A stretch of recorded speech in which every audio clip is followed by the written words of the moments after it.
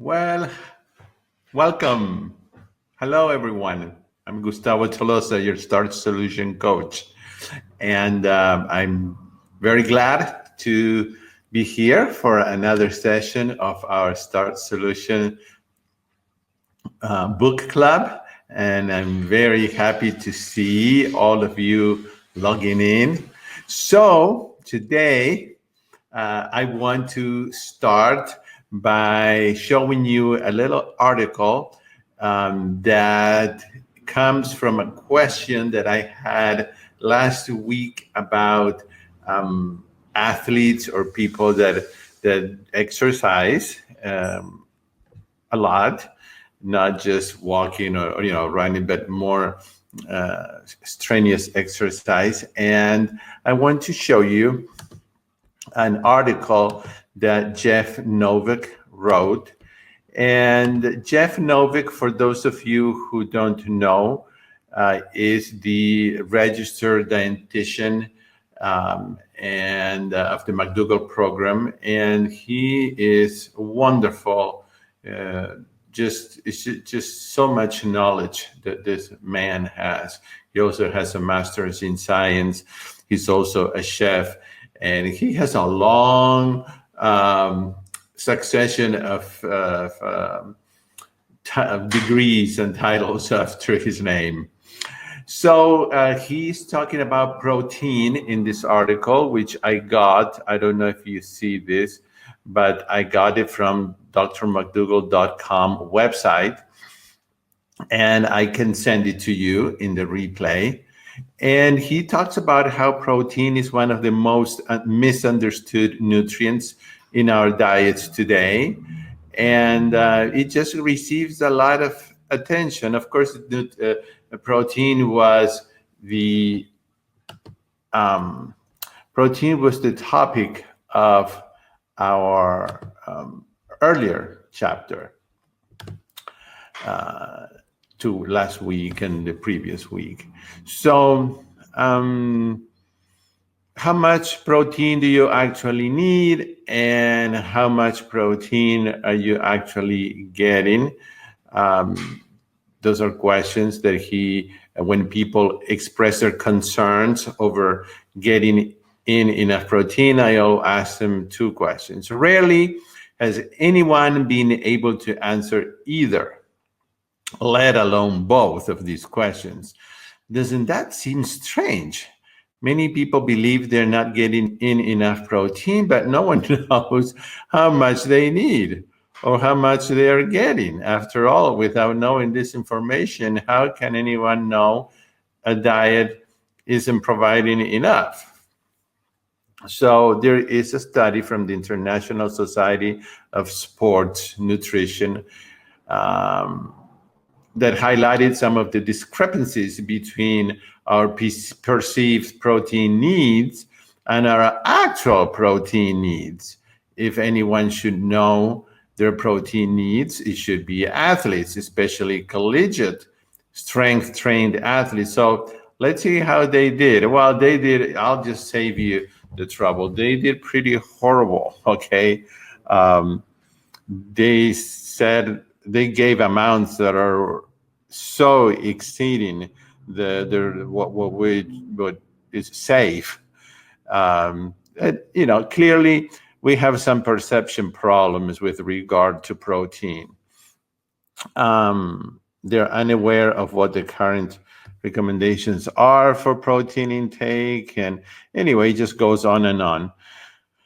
So let's put protein in its proper perspective, he says. It's very easy to get enough protein and virtually impossible not to if you follow these three simple guidelines. Okay, so these are the three guidelines that if you follow them, no matter your level of exercise, that you will get enough protein. Make sure you consume enough calories to maintain a healthy weight. That seems obvious, but it is very important. As long as you have enough calories, okay, that's the key. And most of us do, otherwise we wouldn't be overweight or obese. So, I mean, I'm simplifying, but yes, most of us get enough calories and go over it. So as long as you consume enough calories to maintain a healthy weight, you will have enough protein. Eat a variety of minimally processed whole, not eat a variety of minimally processed whole natural foods, including plenty of vegetables, starchy vegetables, whole grains, beans, peas, and lentils.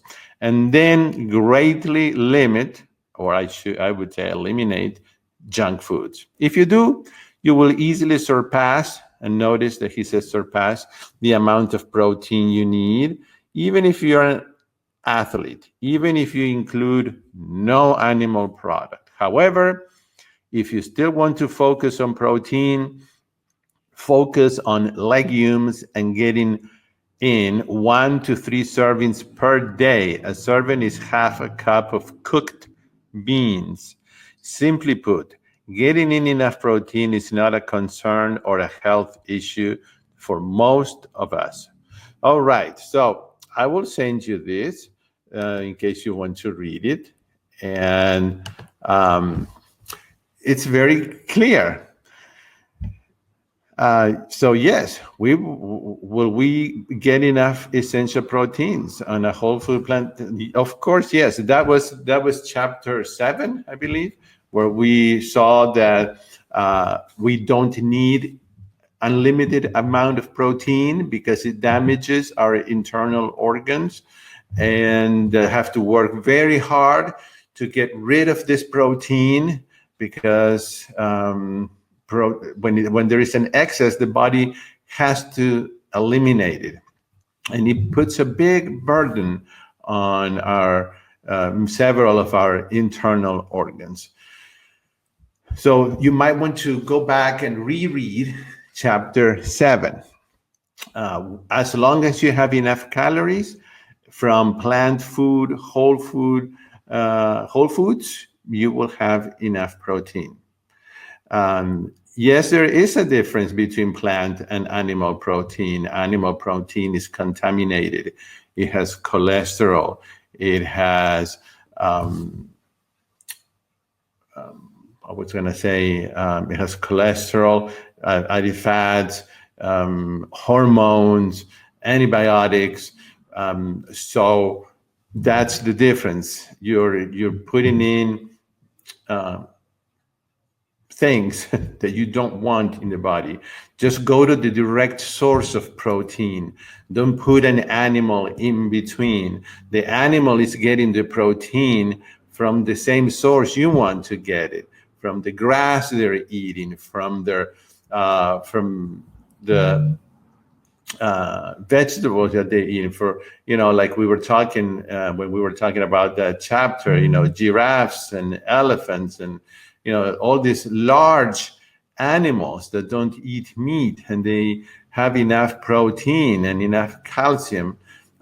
They get it from the food, they get it from the ground.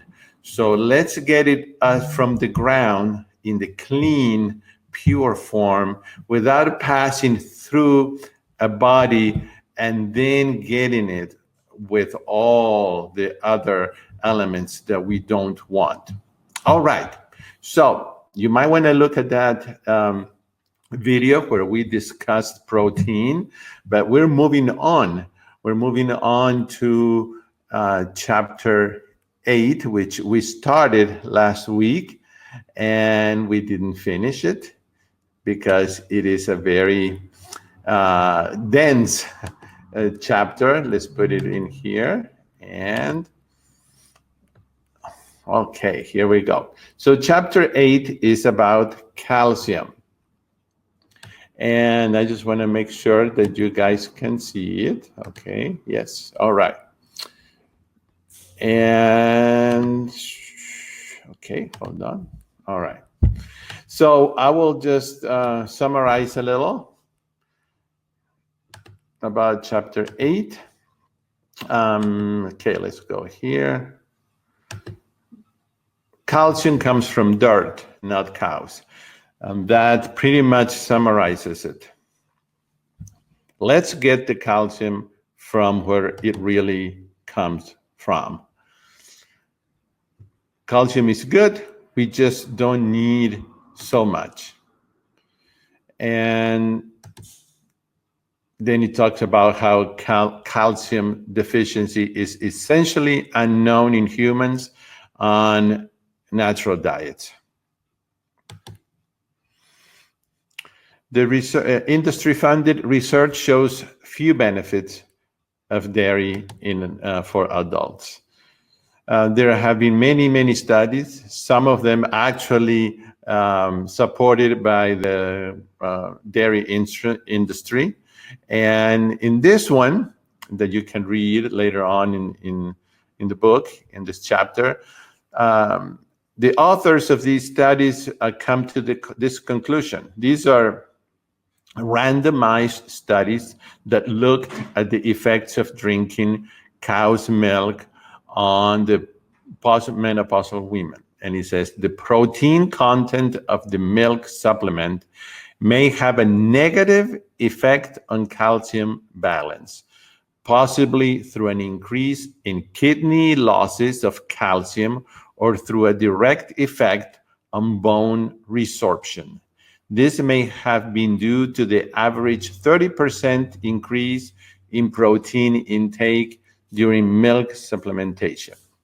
So, very interesting when we look at the studies. It says populations that consume the most cow's milk and other dairy products have among the highest rates of osteoporosis and hip fractures in later life.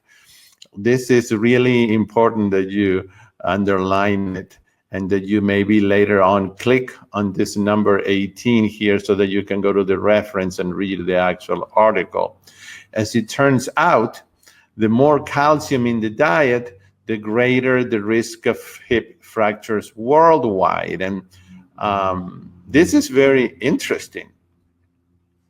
We will see why, but consuming dairy products may actually harm our bones.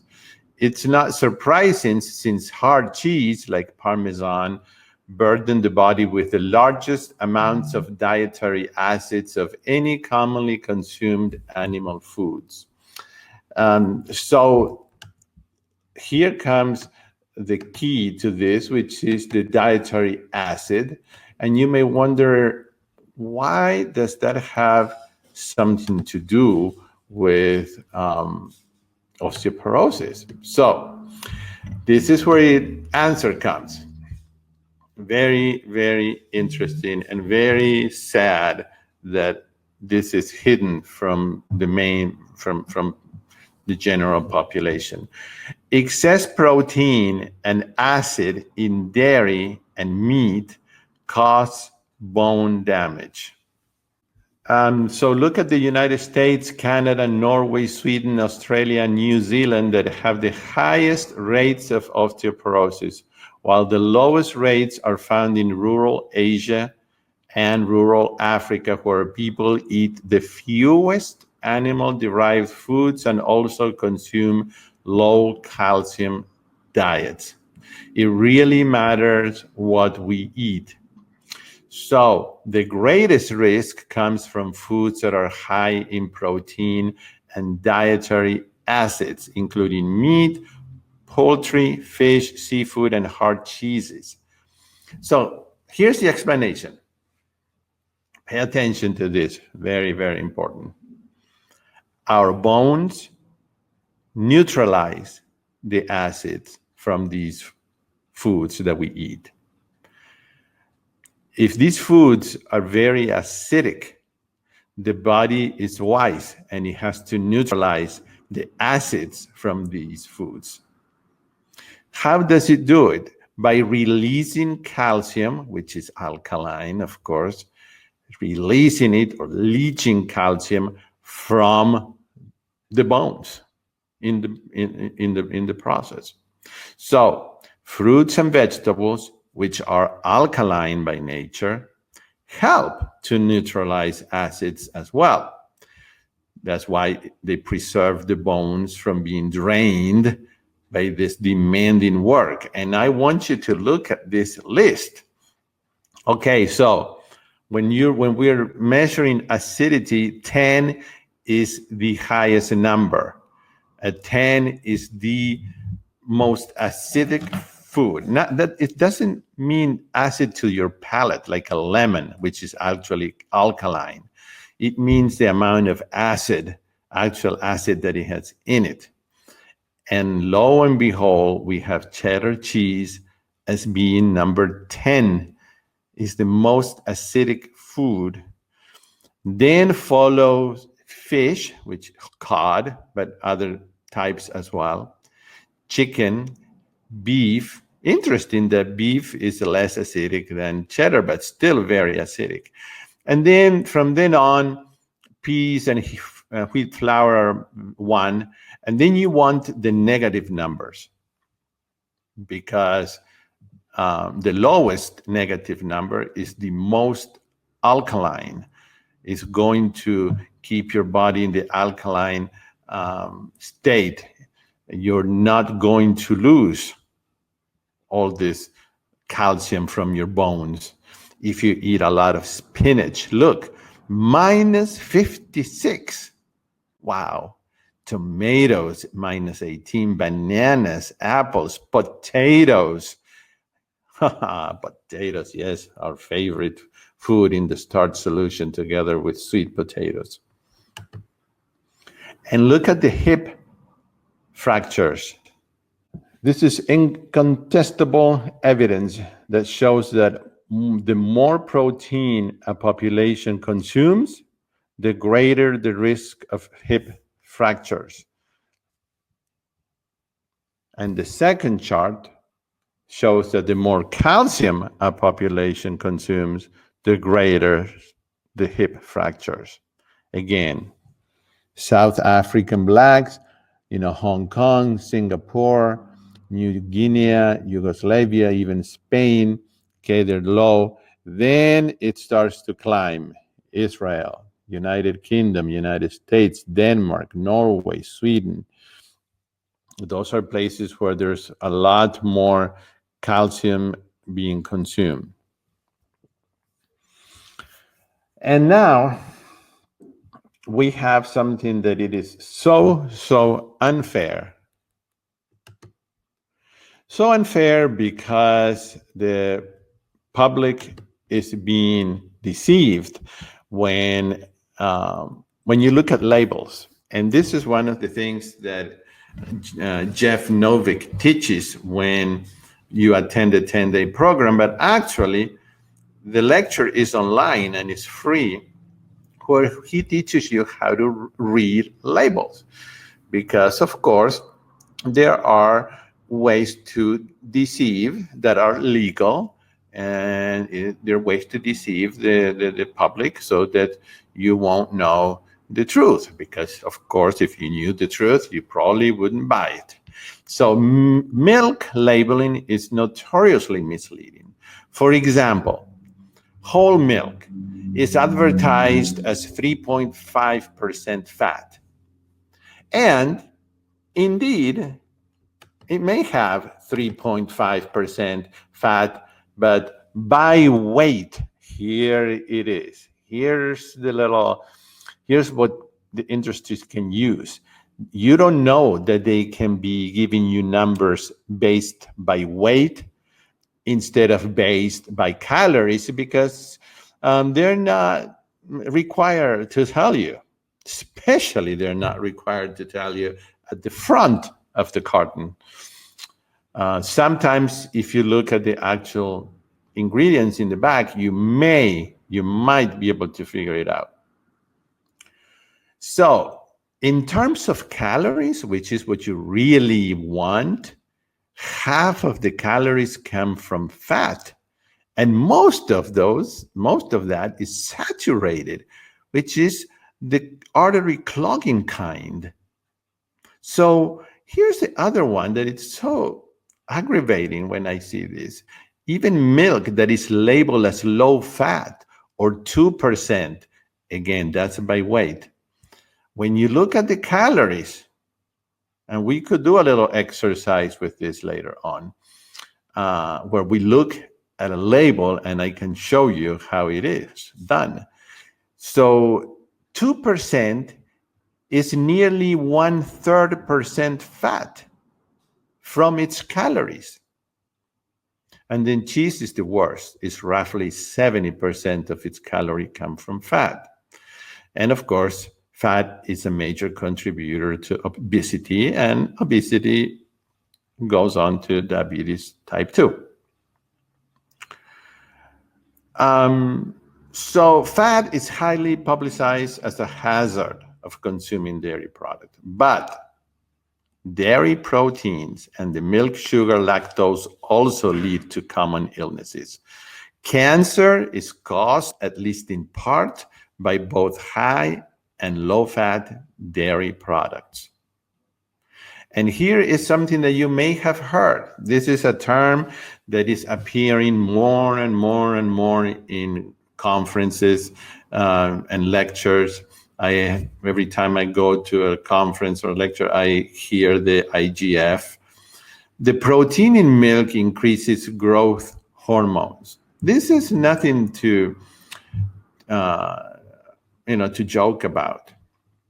The protein in milk, listen to this, the protein in milk increases growth hormones, like the hormone called IGF-1.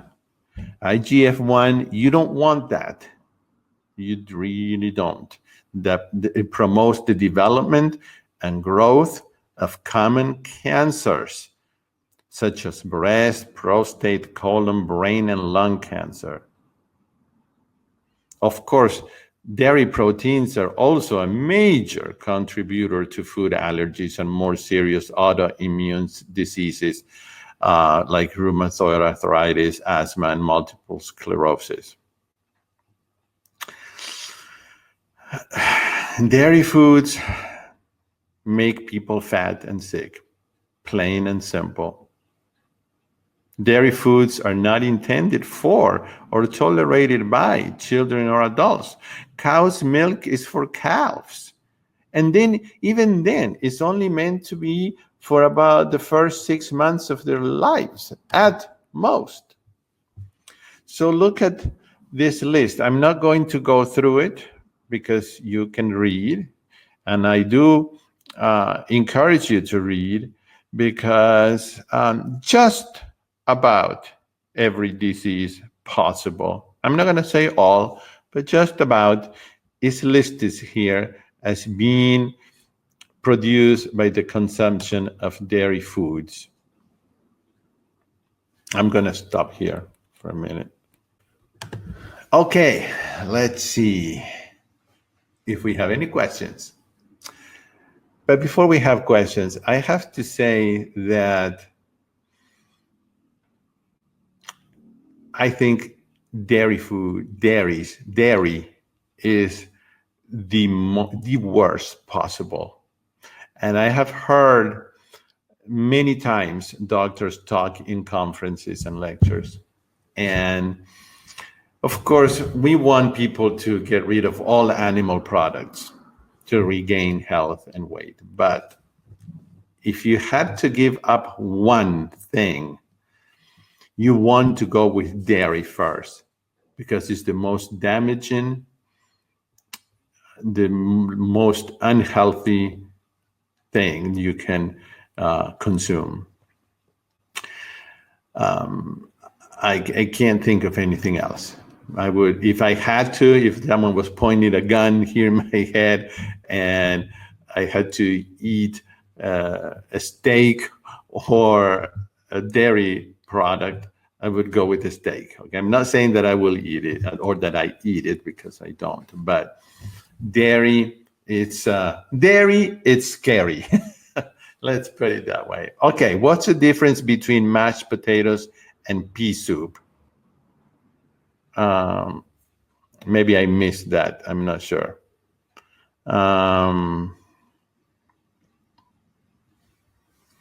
Will we get enough essential proteins and a whole? Yes, we answered that. between plant and animal protein. Yes. The differences, again, I will refer you because, of course, I know all this information, but I want you to read it from the expert of all experts, which is Dr. McDougall. So go back to chapter 7 and read about it. There is, first of all, the amount of protein that we need is very low compared to what we think we need or the industry has told us that we need. Second of all is that protein is perfectly fine from the plant-based world. And as long as you consume enough calories, you will not have any problem with protein. Okay, human milk is great for infants, but beyond infancy, any milk is not good. Yes, we will look at it later, but just remember that cow's milk has exponentially more amount of hormones and fat because it has to have this little calf grow in 6 months to a big animal. It's not meant to be for humans. It will make us inflate. It will make us grow. And I'm not talking about good growth. I'm talking about grow of size, okay, of roundness, let's say. So we'll keep going here, but from Quebec, Canada, this should to be put into everyone. Will this affect the gut? Okay, well, I don't see any. I've been told to take B12 if I'm not consuming meat. Yes, that is true. That is the only, and we will get to the chapter there is a chapter in the book, The Starch Solution, that talks about supplements, and we'll get to that chapter. But Dr. McDougall doesn't recommend any supplements other than B12. And even then, you can be on a plant-based diet for a few years and not deplete your B12 levels, but at some point you need it. So yes, and we will see why Dr. McDougall recommends no other supplements for the imbalances that it causes in our bodies, and we'll see why he recommends B12 and what kind and how much. Okay. So let's move on because this is such an interesting topic about calcium. And let's see if we can share it. There you go. Let me turn off the camera so I'm not in the way. And all right. So calcium pills may be hazardous too. Taking calcium supplements may be dangerous too. Calcium supplements interfere with iron absorption and cause constipation and may cause even greater harm over the long term.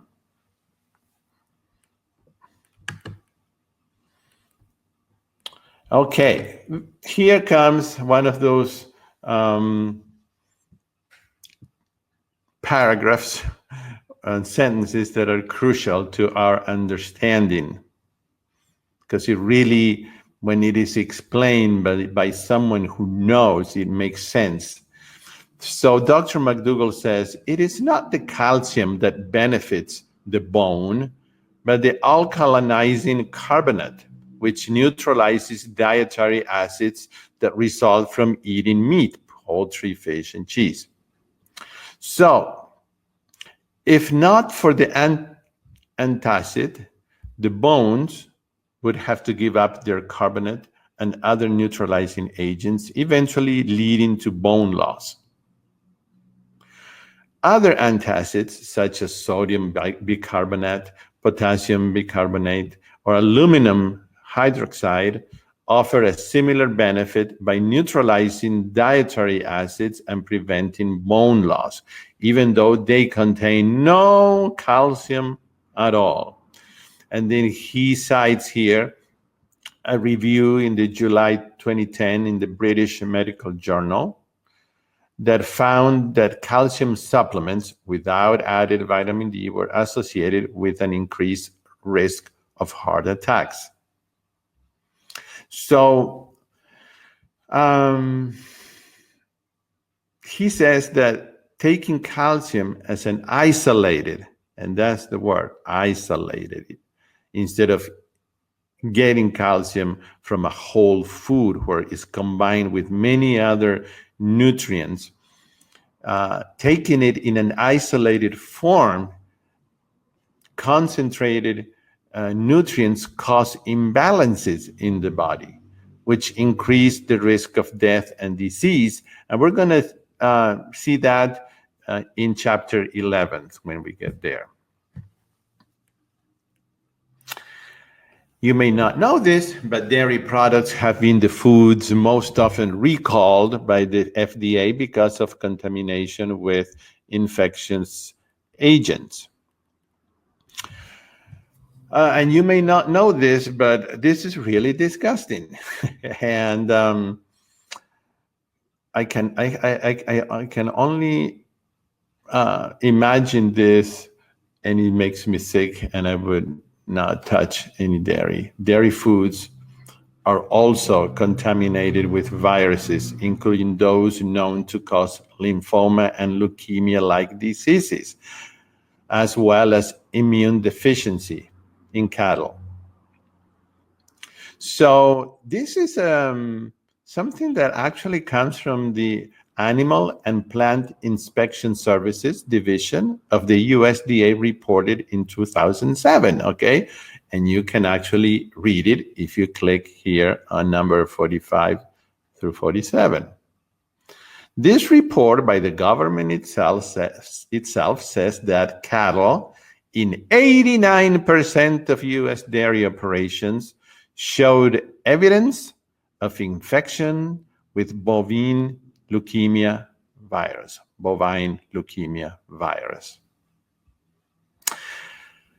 This is scary stuff, guys. The spread of the virus within herd was commonly caused by factory farming practices that include passing contaminations through shared syringes, dehorning instruments, rectal probing, tattooing needles, and pooled colostrum milk for newborn cows that cows generate right before giving birth. This is so sad. The factory farms feed their sick and dying cows, called downer cows, to chickens and pigs. They also feed the floor sweepings from chicken and pigs back to the cows, circulating infections microbes. These practices affect nearly our entire U.S. milk supply. Holding tanks used to collect milk from herds of 500 or more cows are found to be infected 100% of the time with these viruses. And scientists have actually known about this health hazard since 1969. So these bovine leukemia viruses are easily spread through cow's milk to other species of animals, such as goats and sheep, which can subsequently become infected and ill with leukemia. So in 1974, it was reported that 2 of 6 infant chimpanzees fed infected cow's milk died of leukemia within 1 year.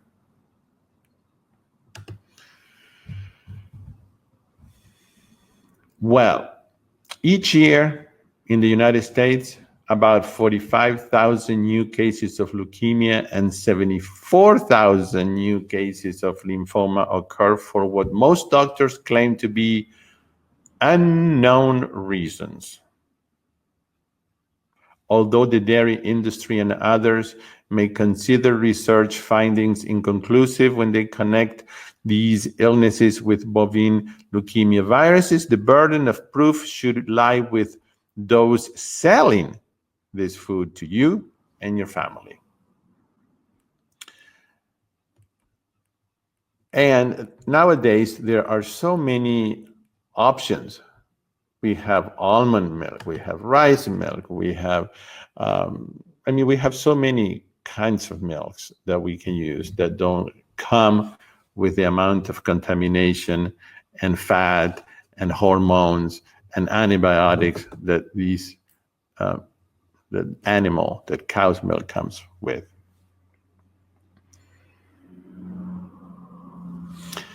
All right, let's move on.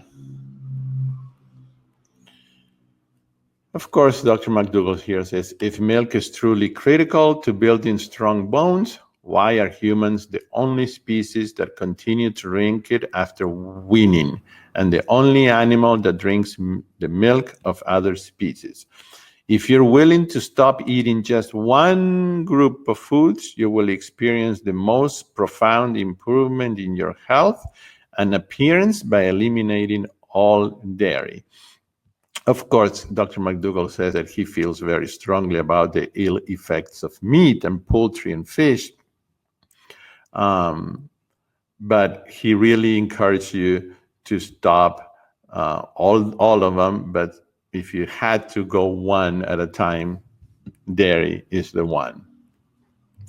All right, then we have here a Starch McDougall.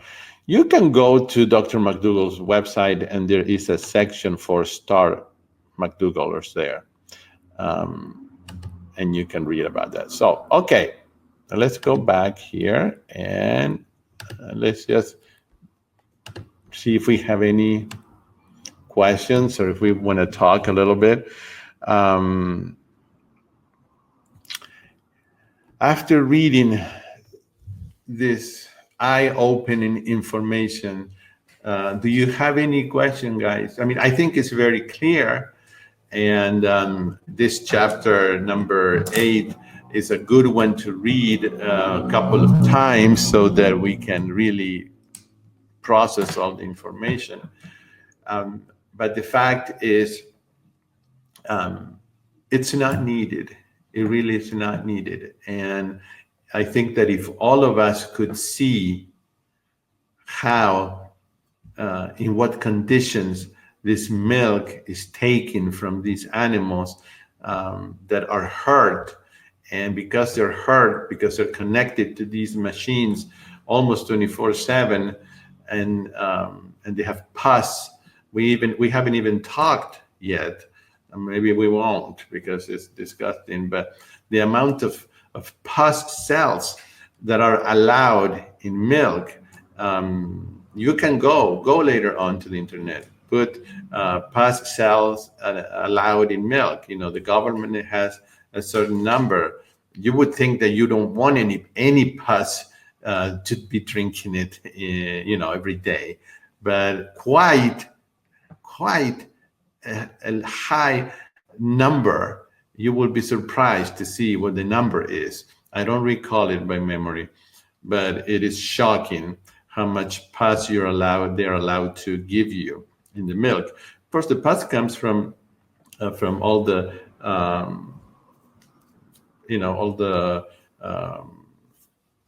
with open wounds that these animals have, and of course they have to give them antibiotics, and all that goes into you. Why do we want to put these things in our body? So it is so hard when you hear people saying they are just unable to give up dairy. It's a true addiction. Yeah. I mean, we hear people say that. I can't say that I didn't say that. I thought that I couldn't live with cheese. I thought that I couldn't live with oil. I thought I couldn't live without chicken or fish or whatever. And it's just a matter of being at the right time, like I mentioned at our first webinar, that all of us are at a different point in this journey. and we learn things at different times. But when someone is ready to just look at the evidence and the serious studies that are not biased because they were paid for by the industry itself, and when someone is ready to look at that and read and use their own brain, and so that's where it starts. And then it starts by giving up and feeling so much better. And sometimes it's gradual for some people. For me, it wasn't gradual because I was determined. I was in a very bad condition several years ago. So I went to the 10-day program, and it was done in that 10-day period. And when I went home, it was easy to continue. But it isn't. If you keep grabbing that, that cheese and that milk, and you will never give it up. So I think it's, in many ways, it's a lot like trying to smoke. You try to quit smoking, but you try one cigarette a day. Then you won't give it up. Or the same thing with alcohol. You sometimes have to just cut it all out. Well, there are many other things to worry about, like our children, especially little girls that they at an early age they start having issues, and they have the menstruation come too soon. There are little boys or even men that develop breasts. And so there are so many issues with milk and with dairy. I try to be non-judgmental with colleagues. They really mocked me when I started drinking oat milk. Well, sometimes we just have to do it. The way I decided to do this was I came back from my 10-day program. I didn't tell anybody. I was focused on what I needed to do. And soon, it didn't take long, maybe a month, but I think it was more like 2.5 weeks. People notice the weight. That's the first thing they notice, of course. They notice the weight dropping and dropping, and they ask you what you're doing. And of course, the instinct is to start preaching, and I was not going to get into the fight. So I decided to say, I just changed the way I eat. And if they asked, I would say things like, it's just a way of eating that relies more on plants and things like that. All right. So there is a wonderful book called The Cheese Trap by Dr. Barnard. I highly, highly recommend it. And I'm pretty sure that if you give that book and they read it, anybody that reads that book and the research and the proof is not going to want to touch a piece of cheese for the rest of their lives. And I think if you search it in Google, put Dr. Neal Barnard, Neal Barnard, and you push The Cheese Trap, I think you're going to find some lectures that you can hear him talk. Sometimes when you buy almond milk or oat milk or rice milk, you have to be careful and look in the back, because sometimes you will see that they add oil. And we saw how we want to avoid oil because, first of all, the calorie density, and for many other reasons that we have already discussed.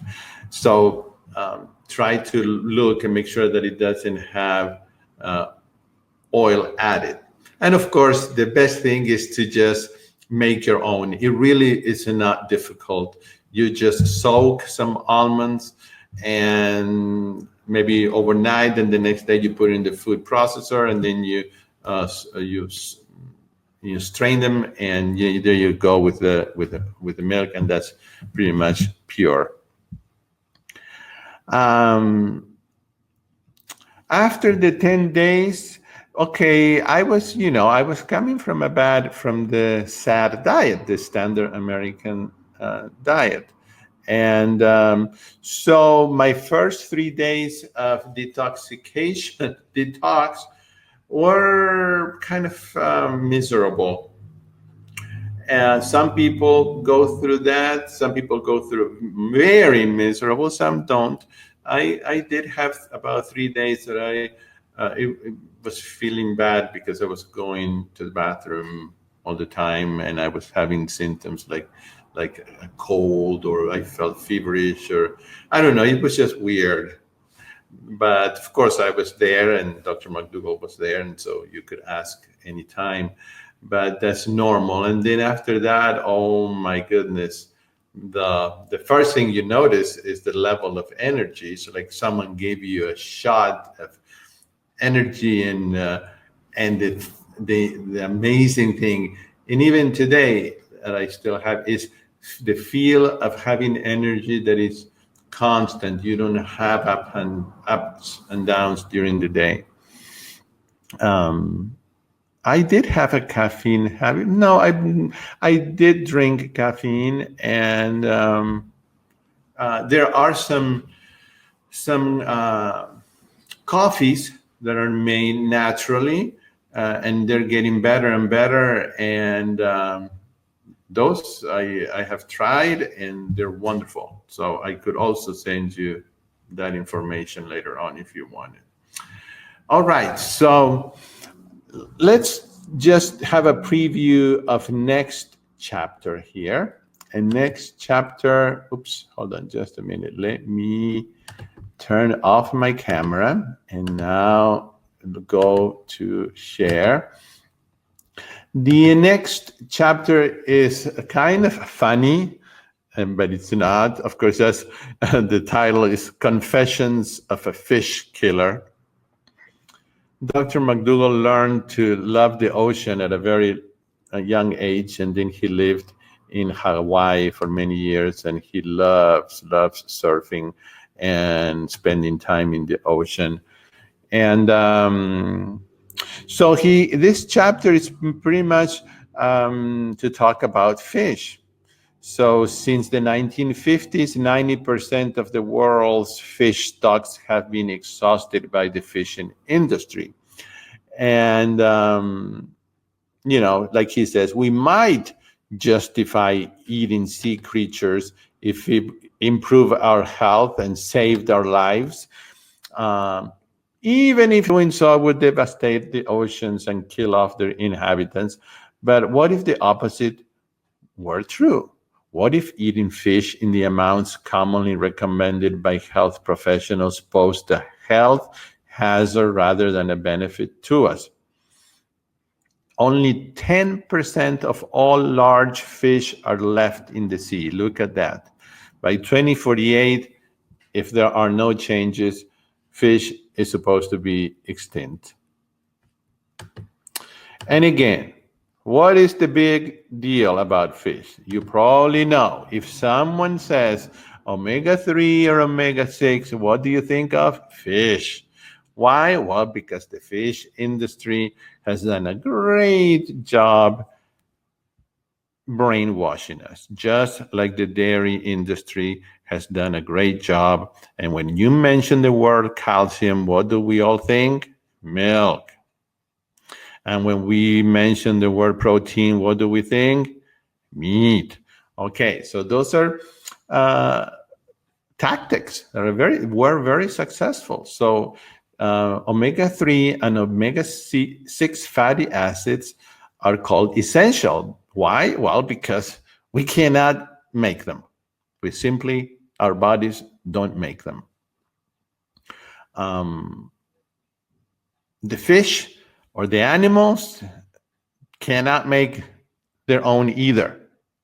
Oh, that's a big surprise, because they tell us to eat fish to get omega-3 and 6, because they make it? No, they don't. So Neither fish nor animals nor humans can create their own omega-3 or omega-6 fats. So where do they come from? Well, again, it comes from the plants. The basic omega-3 fat made by plants is called ALA. Small fish take in ALA by eating seaweed and algae, okay, which we can also eat and not have to ingest huge amounts of other contaminants and destroy the ocean. And then converting some of them into the long chain fats, okay? So you probably have also heard about DHA, which is very important. You may have heard that human needs to eat fish to obtain these fatty acids because we cannot manufacture sufficient amounts on our own, but that simply is not true. And again, there is research that in the health industry chooses to ignore. The research has demonstrated that men, women, children, and pregnant women convert small but perfectly adequate quantities of ALA into EPA and DHA without any help from fish. All right, so I will stop here, and this is where we will pick up next week. So next week we can start with chapter 9 and hopefully go to 10 as well. And we're making good progress here. You know, I don't want to rush through these because this is very important information. In my opinion, this book, The Starch Solution, is one of the most brilliant books ever written in medicine and in nutrition.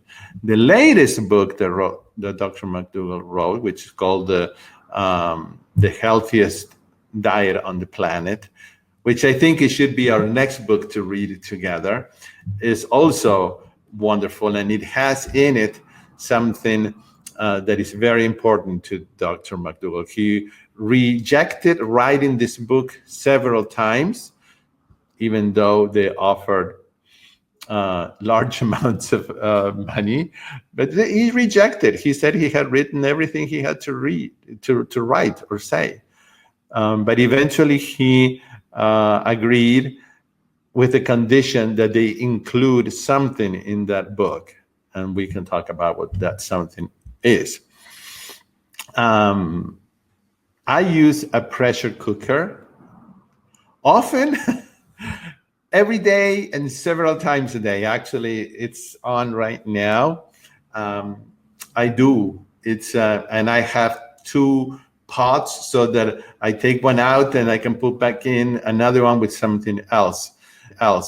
Like I said, it's on every day and 2 or 3 or 4 times a day. It's a game changer, truly. That and having a really, really good non-stick pan, and then having the silicone sheets to bake. Those things, you know, will save you time because they have lifetime warranty and all those 3 things that I just mentioned. So you're set with that. So here we go. Have a great weekend, guys, and I'll see you next week. And enjoy this crazy video, which I'm probably going to not show in the replay.